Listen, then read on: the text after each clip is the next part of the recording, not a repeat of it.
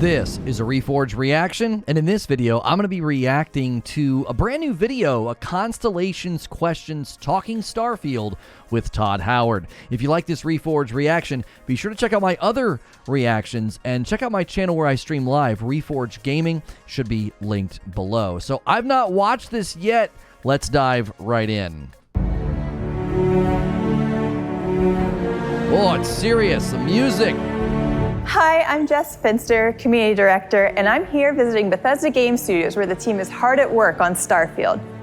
I just want to say how grateful we all are for all of the feedback, support, and questions that you have been sharing with us on Reddit, Discord, Twitter. So we wanted to take a moment to answer some of those questions in our new series. So let's get started. They're doing something weird with the editing. She would sound like an NPC, like they kept cutting up her audio. It was really weird. Constellation questions.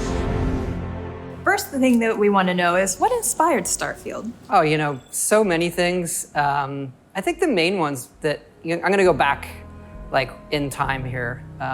Space? Sundog is a big one. Amazing game, kind of like the science fiction game when Ultimas were out. It also had this parcelless interface, kind of one of the first games where you're moving objects around and putting them together, but great game where you had your own ship and you could explore around that I loved. Another one, this is a kind of pen and paper role-playing game at the time where, D&D was getting popular, is this game Traveler. Traveler was a little more hard science fiction. The other thing there, it's one of the first games I programmed on the Apple II at the time. I really wanted to make a Traveler game. It was also my first time realizing that computers had memory that you could run out of.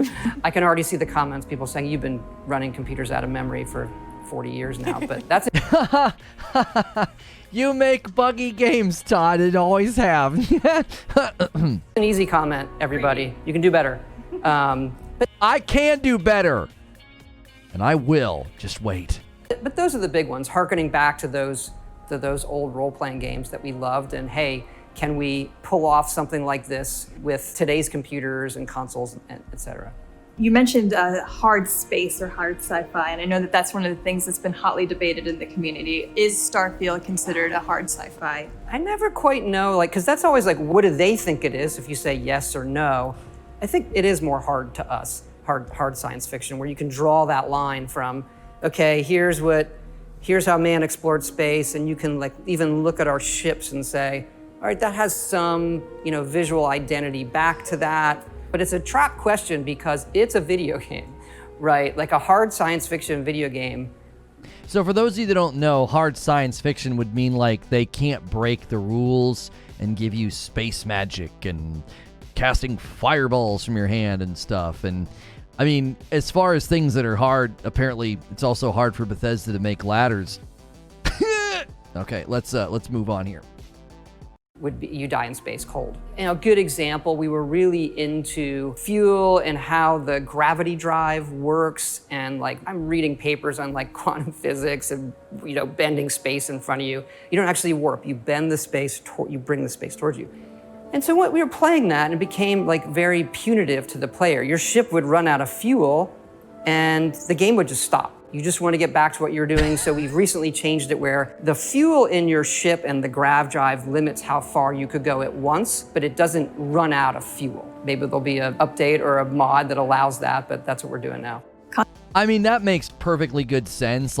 You want to strive for realism, but even games that go for realism, they don't make the character, sleep for 6 hours before they can run around again. They're not making you eat food at intervals or go to the bathroom. So I don't think they need to be rigid with it. Like sci-fi, a hard science fiction, I think it's okay for them to say, okay, certain things aren't conducive to a video game. And I think that's probably a really good choice. Constellation members are excited about the character customization and the traits in the game. Can you talk more about what players will experience with the traits? I love our trait list. It's super fun. But each one obviously comes with some sort of negative as well. And we have a way in the game, kind of an activity or quest you can do to remove that trait, as opposed to, don't like my character, I want to start over. Each of them are something that you can solve that removes the entire trait for the rest of your playthrough. The last question. Okay, I really like that. So one of the things I always go through with early game is just choice paralysis. It's like, well, if I choose this and don't like it, then I'm always this forever. So I think that's a really good choice. I think player freedom and player volition is super important in video games. And one of the last things you want to do is like lock someone in when they don't have all the information. Like 10 or 12 hours into the game, you have a lot more information about the impact of your choices, and being able to modify or adjust some of those, I think is huge. Can you imagine being the guys in the background here being like, man, bro, making up just fake conversation to be set piece bros, it's just really hard. Did they agree to sit there and just talk, to make it seem never mind. We have speech checks and dialogue that reflect your character build. Do you want to expand upon that at all? Yeah, look, we've done a lot of different dialogue systems. We've gone back to kind of I'll call it like a classic Bethesda style dialogue, with you're looking at the character and how they emote. You have a series of choices there. The scope of the game, the amount of content we're making, is a bit more than we've done before in terms of quests and things like that. But the depth in some of this stuff with the dialogue, we just passed 250,000 lines. And so that's a lot of dialogue. But we've gone through it, and the impact is really... He just described that as a bit more, right? So it's like when the flight attendant's like, there's going to be a bit more of a wait, and you wait for like 45 minutes. That's a huge difference. The number of dialogue lines in Fallout 4 is 111,000, and it's over 250,000 in Starfield. So those concerned with like the Starfield story or campaign having length and depth, I think there'll be plenty here. Now, I hear what people are saying, right? Well, that sounds a lot like 1,000 Planets, right? It's going to be a lot of frivolous nonsense and just game bloat. Yeah, maybe. But I feel like dialogue and depth and choice is something that you can go as far as you want. It's the more you put in, the more you get out kind of a situation. There's probably a giggity in there somewhere, but you know what I'm saying? Like, this is probably a very good thing for fans of these types of games. I can't see this one being a negative. Really there, and that includes my favorite speech persuasion system. You're not talking us out of this score. It feels like it's part of the dialogue, but you're spending points to persuade them. You willing to give up the ship? Just like that?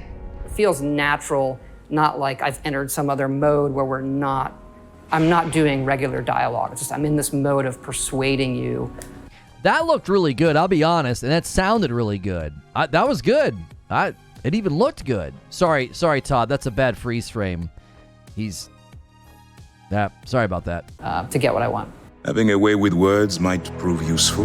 That's it. That's all the questions that I... That's great voice acting. Did you hear that? I want to hear that again. Listen to this. To get what I want. Having a way with words might prove useful.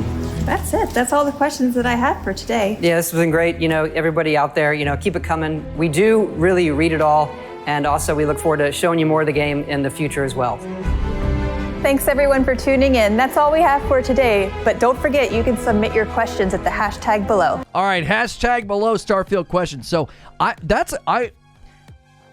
don't know. Lately, I've been kind of hard on the game. I'm like, y'all been too quiet. What's going on? You're not saying anything. I think that's a pretty good little video. They do want to show us more. I have a lot of my concerns about the acquisition of Bethesda being one of the primary reasons that the timeline got completely jacked up and we didn't get a November release date. Some of that I do think is related to they're having to optimize the game for the Series S, which was probably something they weren't planning on. But this was good.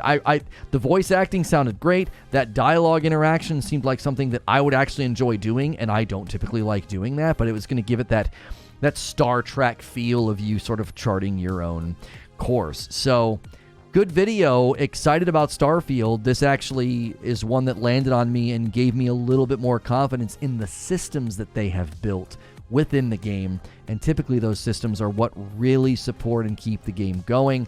If gunplay and the guns are mid, but all that dialogue and all that role-playing is fleshed out and really personalized and well done with great voice acting and good interactions with NPCs, then I think the RPG element will make up for it. I do think a lot of the times people play a Bethesda game for the RPG. They're not playing it for the combat. They're not playing it for the action. They're playing it for that sort of charting your own course. And the games that he said that sort of inspired it, it would make sense that would be the inspiration touchstone point for a game like Starfield that sounds like it's going to be very much an expanded and better Fallout Skyrim experience in space, as opposed to being limited to, one planet with multiple biomes, but multiple planets, cities, and peoples. I don't know. Game's looking good. Let me know what you think in the comments below. Suggest other reaction videos. Check out our other reaction vids. Check out Reforge Gaming, where I stream live. Hit subscribe and the bell button on this channel, and I'll see you in the next Reforge reaction.